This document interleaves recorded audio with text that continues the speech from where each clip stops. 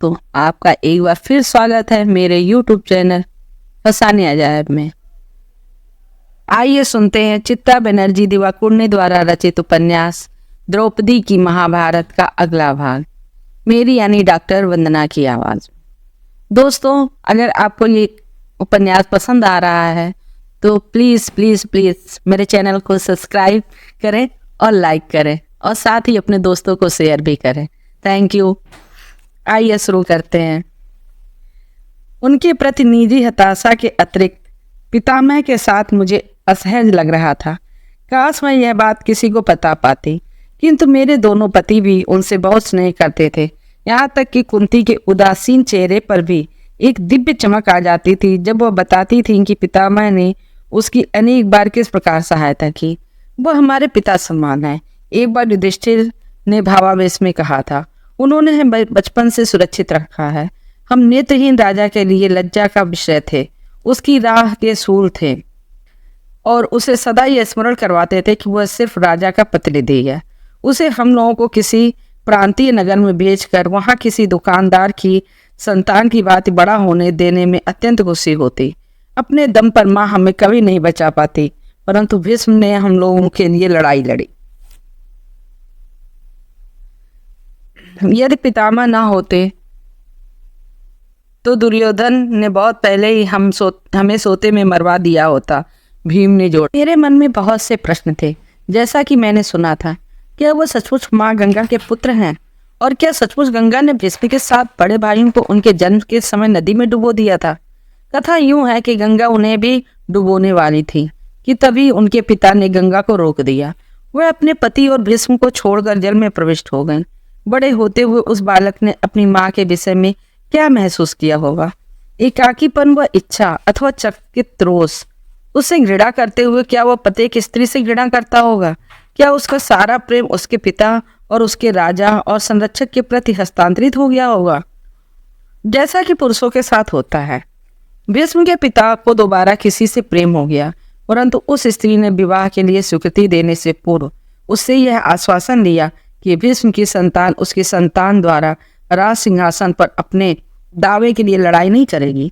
अपने पिता की इच्छा पूर्ति के लिए भीष्म ने आजीवन ब्रह्मचारी रहने की भीषण प्रतिज्ञा ली।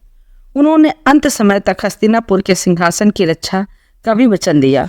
देवताओं को अच्छा लगता है जब मनुष्य असाधारण त्याग करते हैं, और इस त्याग के लिए उन्होंने भीष्म को इच्छा मृत्यु का वरदान दिया।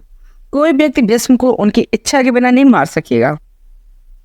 मैं अपने पतियों को यह चेतावनी देना चाहती थी कि ऐसे व्यक्ति पर भरोसा नहीं किया जा सकता जो किसी कमजोरी और इच्छा को इतनी सरलता से अपने हृदय से निकाल दे।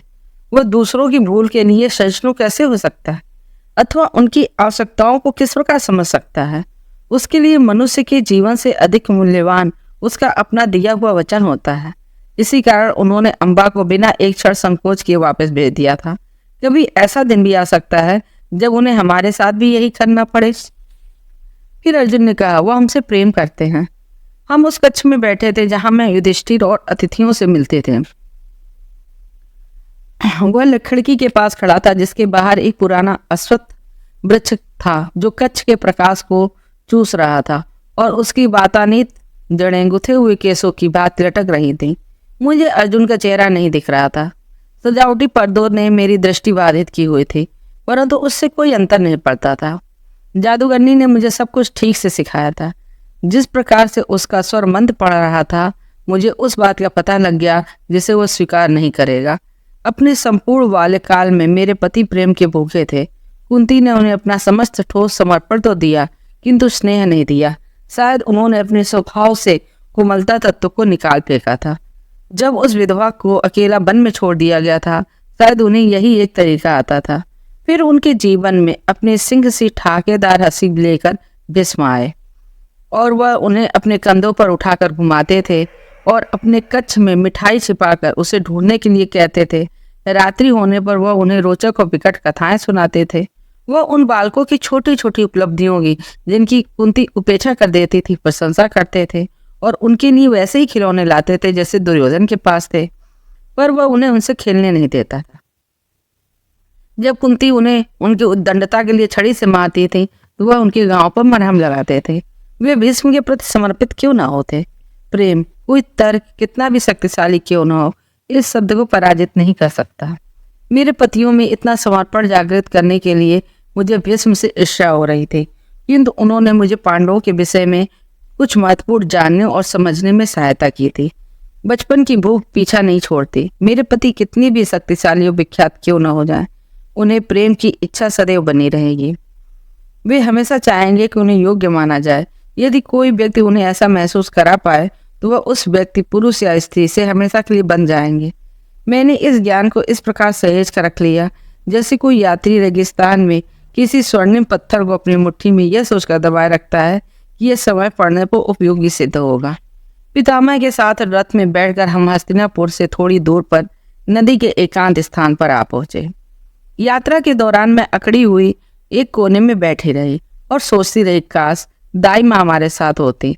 मैंने उन्हें साथ लाने का प्रयास किया था, परंतु उन्होंने हाथ के इशारे से उन्हें मना कर दिया था। प्रिय, मैं इतना वृद्ध हूँ कि तुम्हें अपने साथ किसी संरक्षिका को साथ लेकर चलने की आवश्यकता नहीं है। वह इतने जोर से हंसे थे कि कंधों पर झूमते उनके केस नदी पर हवा की भांति लहराने लगे।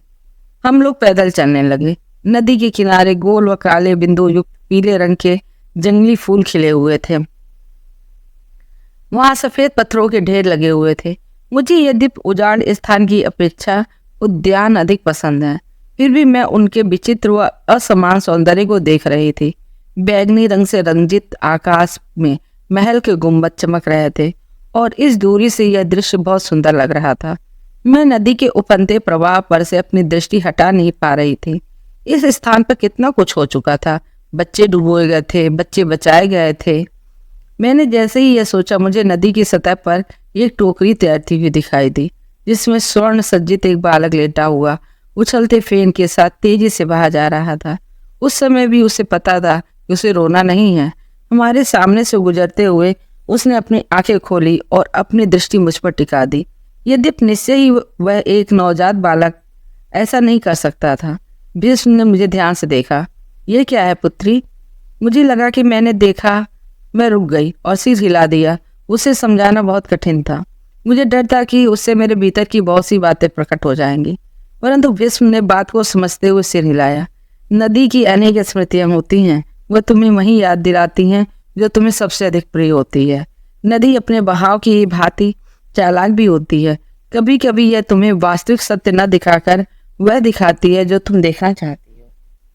वह मेरे उत्तर की प्रतीक्षा कर रहे थे, किंतु कुछ भील स्त्रियों के एक समूह ने, जो सिर पर बड़े बड़े गट्ठर रखकर जा रही थीं, मुझे बचा लिया। पितामह को पहचानते ही वे उत्तेजित हो उठी। भीष्म पितामह! वे सब खुशी से चिल्लाए। पितामह! वह अवश्य यहाँ प्राय आते होंगे। मुझे यह देखकर हैरानी हुई कि पितामह को देखकर वह स्त्रियां विस्मित नहीं हुई। अपनी टोकरी में से उन्होंने भीष्म के छोटे हरे केले दिए और उनका कुशल क्षेम पूछा। क्या उनका गठिया का दर्द ठीक है? उन्होंने जड़ी बूटी पितामह को दी थी, क्या उससे कुछ लाभ हुआ? भीष्म ने भी उनसे उनके बच्चों के विषय में पूछा। उन्हें स्त्रियों के बच्चों के नाम भी पता थे और उन्होंने स्त्रियों को चांदी के सिक्के भी दिए। बाद में वो केले उन्होंने मेरे साथ बांट कर खाए। उनमें काले बड़े बीज थे और वे पूरे पके हुए भी नहीं थे। उनसे मेरा मुंह अंदर से सिकुड़ गया। यद्यपि भीष्म ने अपने हिस्से के कई केले बिना परेशानी के खा लिए। वे स्त्रियां मुझे उत्सुकता से देखने लगीं। जब उनसे मिलकर आगे निकल गया तो मैंने देखा कि वे महुआ के वृक्ष के नीचे एकत्रित होकर हमारी ओर इशारा कर कर हंस रही थी और अपनी स्थानीय बोली में बात कर रही थी। मुझे लगा उन्होंने कहा 5। क्या तुम्हें विश्वास है? 5? उनकी आंखों में ईर्ष्या थी। हो सकता है मुझसे भूल हुई हो, संभव है कि उन्हें मुझसे सहानुभूति रही हो। ऐसा नहीं था कि पांडवों के प्रति उनके साथ संबंध होने के नाते मुझसे भी पितामह के प्रेम अथवा आजीवन पांडवों की रक्षा करने के उनके वचन पर मुझे संदेह था। परंतु तब क्या होगा यदि कभी उन्हें अपनी इस प्रतिज्ञा और इससे पहले वाली प्रतिज्ञा, जिसका उन्होंने आजीवन पालन किया था कि वह शत्रुओं से हस्तिनापुर की रक्षा करेंगे, में से किसी एक को चुनना पड़ा। दाई माँ कहा करती हैं, सदा से ही पुरुष अधिक खतरनाक होता है, क्योंकि अपने किए कार्यों के औचित्य में उससे पूर्ण विश्वास होता है। ईमानदार बदमाश से मुझे कोई भय नहीं। मेरी माँ, पितामह बोले, मुझे देवव्रत कहती थी। आपकी माँ? मैंने आश्चर्य से पूछा। परंतु मैं सोचती थी वह मुस्कुराया कि मेरे पिता ने मुझे अकेले बड़ा किया, ऐसा नहीं है। हालांकि वह यही कथा सुनाते थे। माँ ने मुझे 8 वर्ष की आयु तक अपने पास रखा। मुझे लगता है वो मेरे जीवन के सबसे अच्छे वर्ष थे। इसी दौरान उन्होंने मुझे सभी महत्वपूर्ण बातें सिखा दी थी। यदि कोई मुझे समस्या होती अथवा उनसे परामर्श लेना होता तो वह यदा कदा अब भी मुझसे मिलने यहाँ आती हैं। मैं समझ नहीं सकी कि उनकी बात का क्या अर्थ निकालूं। क्या उनकी बात को मैं वास्तविक तौर पर सही मानूं अथवा नदी के पास उनको शांति मिलती थी जिससे वह स्पष्ट ढंग से चिंतन कर पाते थे। उनके वृद्ध चेहरे पर युवा आकांक्षा का भाव था। मेरे विचार से वह प्राय ऐसी बातें करते थे। अपने निर्णय के विरुद्ध मैं अधिक रक्षात्मक नहीं हो पा रही थी और इसी कारण जब उन्होंने मुझसे पूछा कि मुझे हस्तिनापुर में रहना कैसा लग रहा है तो मैं उन्हें सत्य बता दिया। मुझे उस महल में असहज महसूस होता है। वहाँ बहुत से लोग मेरे पतियों से घृणा करते हैं। वहाँ कभी मेरा अपना घर नहीं बन सकेगा। उन्होंने अपनी दाढ़ी पर हाथ फेरा। मुझे लगा मैंने उन्हें नाराज कर दिया था, परंतु शायद वो समझते थे कि घृणित होना कैसा होता है, क्योंकि उन्होंने कहा तुम्हारे पास अपना निजी महल होना चाहिए। मुझे ये पहले सोचना चाहिए था। मैं इसके विषय में धृतराष्ट्र से बात करूंगा। वैसे भी अब समय आ गया है कि वह अपना उत्तराधिकारी घोषित कर दे। वापस लौटते समय मैंने कुछ संकोच के साथ पूछा, क्या आपने अपनी माँ के बारे में बताया है? हाँ बताया था, वो बोले। उन्होंने कहा कि तुम एक महान अग्नि सिखाओ जो हमें ख्याति दिलवा सकती हो अथवा हमारे कुल का विनाश भी कर सकती हो। मेरा मुंह सूख गया। एक बार फिर अप्रत्याशित रूप से व्यास की भविष्यवाणियों ने मुझे घेर लिया। उन्होंने ऐसा क्यों कहा? मैं इस महान कुरु वंश को कैसे नष्ट कर सकती हूँ? और फिर जब मैं स्वयं उनका हिस्सा हूं तो मैं ऐसा क्यों करना चाहूंगी? भीष्म ने कंधे उचकाए। वह अधिक चिंतित नहीं लग रहे थे। मुझे नहीं पता, वह पहलियां बूझ बूझ कर मुझे चिढ़ाती हैं। इतनी चिंता मत करो, उनकी कही हुई बात पर हमेशा अधिक ध्यान नहीं देना चाहिए। उनकी सरल नम्रता से मैं सहज हो गई। मैं भी एक ऐसे ही व्यक्ति को जानती हूँ, मैंने व्यंगपूर्वक कहा। और तभी मुझे दुख के साथ यह विचार आया कि मैंने बहुत समय से कृष्ण को नहीं देखा था। भीष्म ने जोर से प्रसन्नतापूर्वक ठहाका लगाया। वह असंभव सी लगती है ना, तुम्हें पागल बना देती हैं, किंतु इनके बिना जीवन की कल्पना भी नहीं की जा सकती।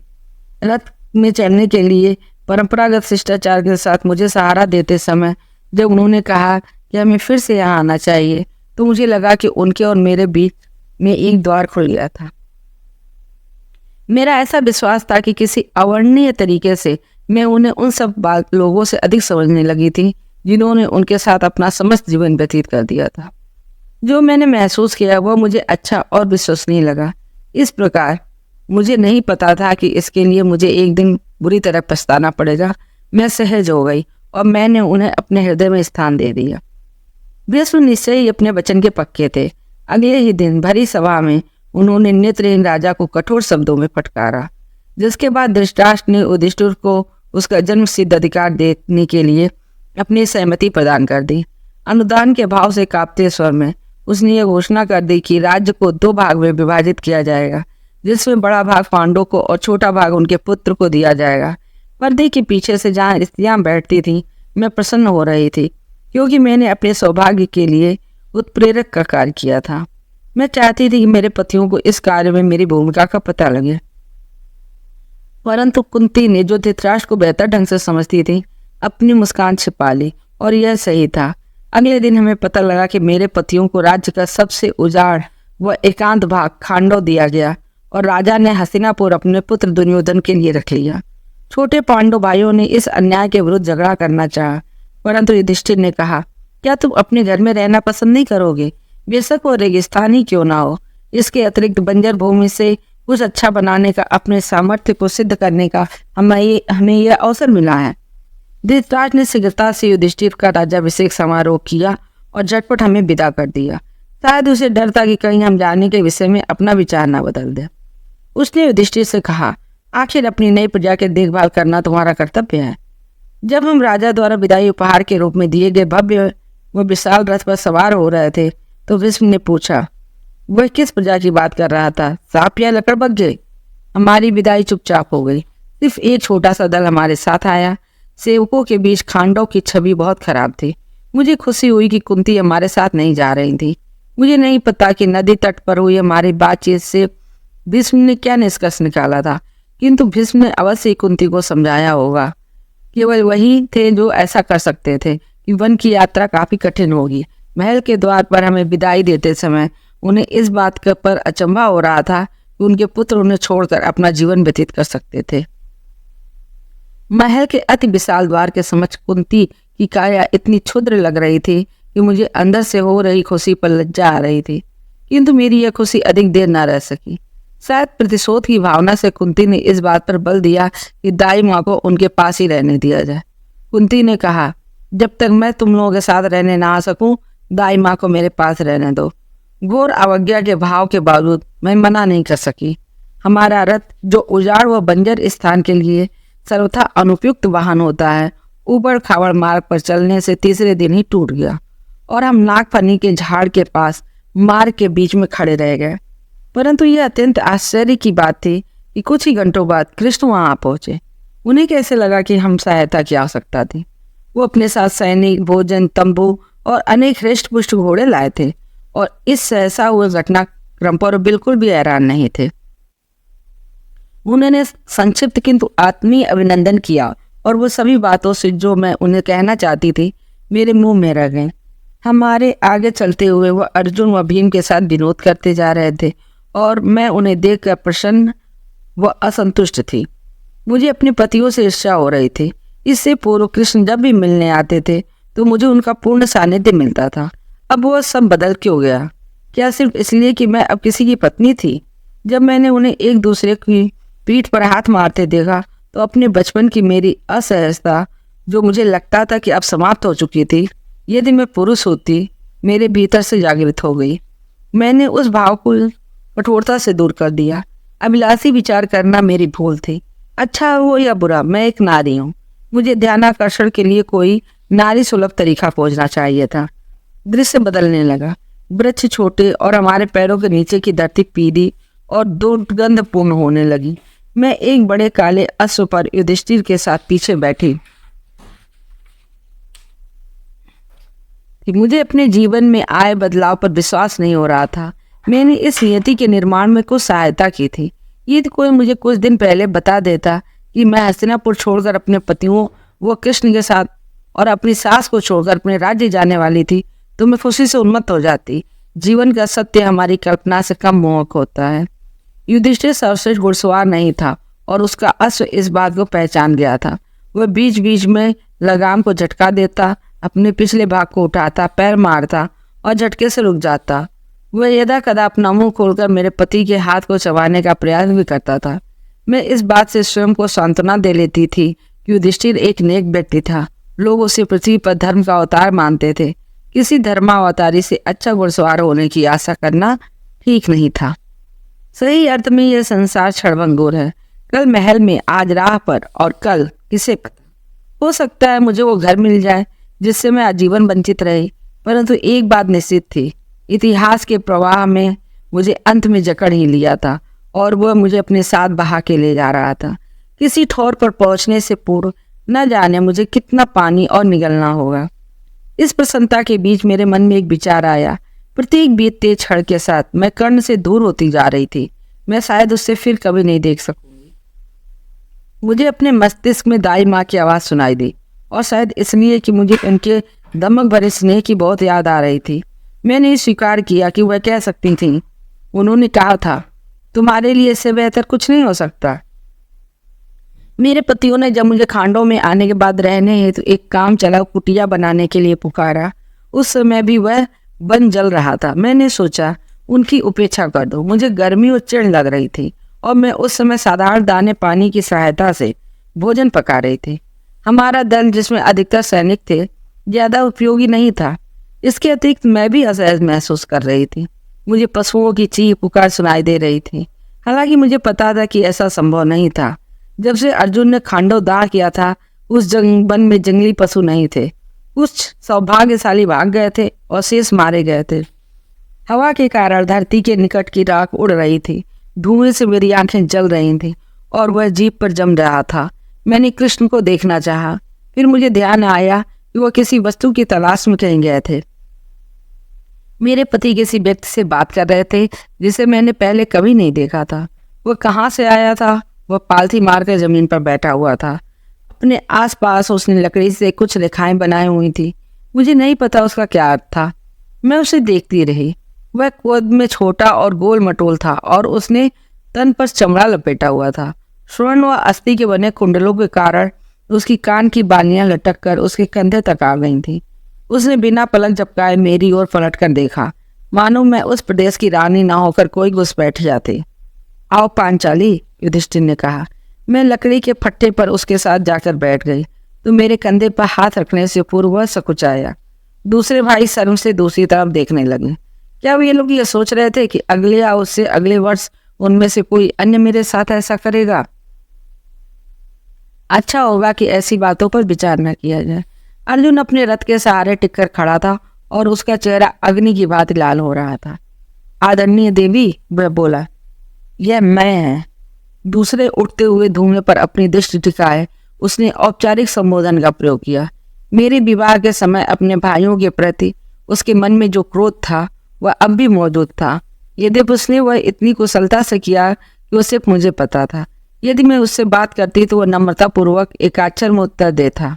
यदि मैं किसी स्थान पर उसके पास जाती तो वह वहां से चले जाने का कोई कारण खोज लेता। मैं उसे बात समझाना चाहती थी, किंतु मेरे मन में रोज के साथ उसके लिए सहानुभूति भी थी।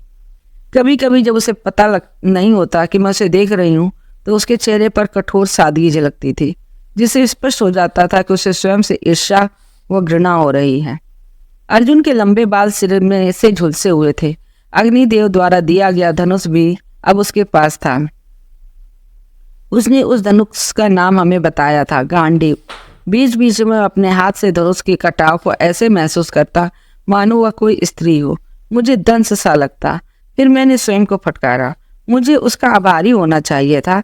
वह नई पत्नी खोजने की अपेक्षा उस नए अस्त्र से ही स्वयं को बहला रहा था। यह देवताओं के लिए, अर्जुन ने कहा, और पाताल लोक के असुरों के लिए महलों का निर्माण करता है। यह हमारे लिए भी एक महल बना रहा है। क्योंकि अर्जुन ने इसे आग से बचाया था, सहदेव ने गौरव से कहा। ऐसा महल जो किसी ने आज तक नहीं देखा। भीम ने हाथ फैलाते हुए कहा। मैंने उसे कहा कि मेरे लिए कोई ऐसा रसोई घर बनाए जहाँ बिना ईंधन के 100 अंगीठियाँ एक साथ जल सकें। भीम को जितना खाना पसंद था उतना ही पकाना भी। मुझे यह देखकर बहुत आश्चर्य हुआ कि पिछले कुछ दिनों में जिस बीच मैं चावल पकाती वो फल आदि काटती, उस बीच भीम भारी कार्यों में और पशुओं के मृत शरीरों को साफ करके उसे खुली आग पर पकाने में मेरी सहायता करता था। जब मैं आग के ऊपर से कोई भारी पात्र उठाने का प्रयास करती, वह बिना इस बात की चिंता किए कि हमारे हाथ परस्पर छू जाते थे, वह पात्र मुझसे ले लेता था।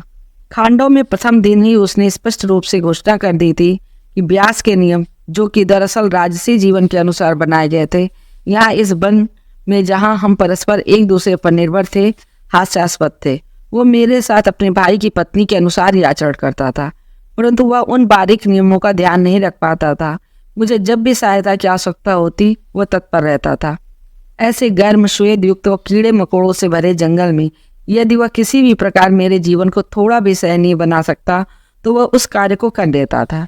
यदि युधिष्ठिर को इसमें कोई समस्या होती तो वह उसे तुरंत निर्वासित कर दिया जाता। मेरा नियम परक पति उससे अधिक प्रसन्न नहीं था, किंतु अंत में उसने अपने भाई की बात को मान लिया।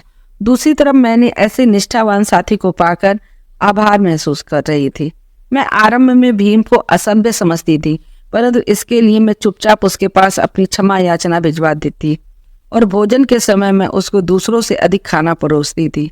और अस्तबल की दीवारें इतनी कुशलता से बनाई जाएंगी कि हमारे पशु सर्दी में गर्मी और गर्मी में ठंडा महसूस करें, नकुल ने कहा। मैंने यात्रा के दौरान देख लिया था कि उसे अश्वों से कितना लगाव था। वह हमें बीच बीच में रोक देता था ताकि अश्वों को चारा और पानी दिया जा सके। रात्रि में वह उनके बीच घूमता हुआ उन्हें गुड़ खिलाता था और उन्हें सहलाता जाता था। यहाँ तक कि युधिष्ठिर का बिगड़ैल घोड़ा भी रिरियाते हुए अपने विशाल सिर से उसके धीरे धीरे टटोहा कर लगाता और नकुल उसे देखकर हंस देता था, मानो वह उसकी बात समझता हो। एक बार मैंने उसे ये कहते हुए सुना था कि वह किसी परिचित दरबारी से भी अधिक जंगली पशुओं पर विश्वास करता था।